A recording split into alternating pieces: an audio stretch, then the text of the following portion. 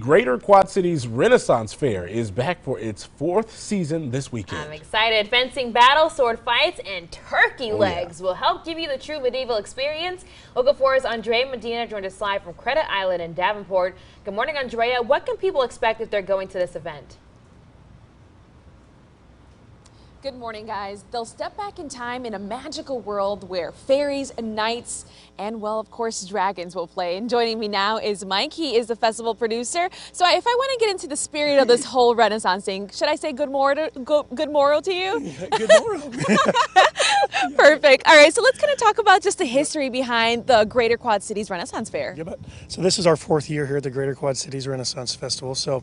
And this is our second year down here at Credit Island, and we're excited that we can be back down here on Credit Island after all the situation with the flooding and everything that's been going on. So yeah, and so I mean that's actually the next question I was going to ask you. I mean, you guys almost didn't have this venue, so talk to me about that and what you guys were looking into, especially if you guys weren't allowed to be out here. Yes, now we were looking at other parks to actually have it, but this location is actually ideal for what we like down here because this is, again, kind of a nice big area there where we can have parking and everybody else and have room to have like a joust. I know that the one park that we were looking at as a backup wasn't big enough to have the joust because this is obviously one of the exciting things, one of our return of the joust this year for the fair. So we wanted to make sure we could have everything that we wanted to have this year. And luckily, the city was fantastic. They had over 75 volunteers out here yesterday helping clean up the island still.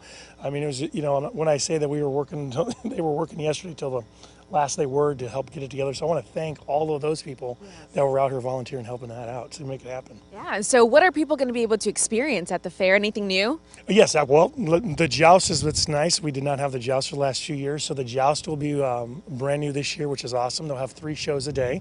And then you cannot forget the Highland Games, so if you want to come see the big guys throw the caber toss and all that, that's obviously something that will be exciting to have out here too.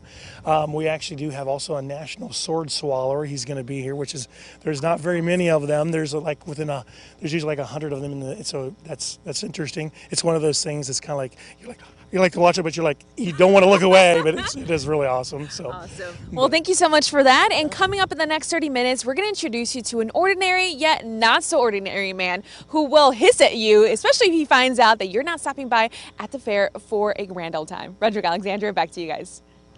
All right, I'm a little scared now. Yes. Andrea, thank you. I am, and I thought she was going to put on a costume here. I'm waiting for her to, change into the medieval times era vibes. Some garb, some good costume. You know what? The morning's young.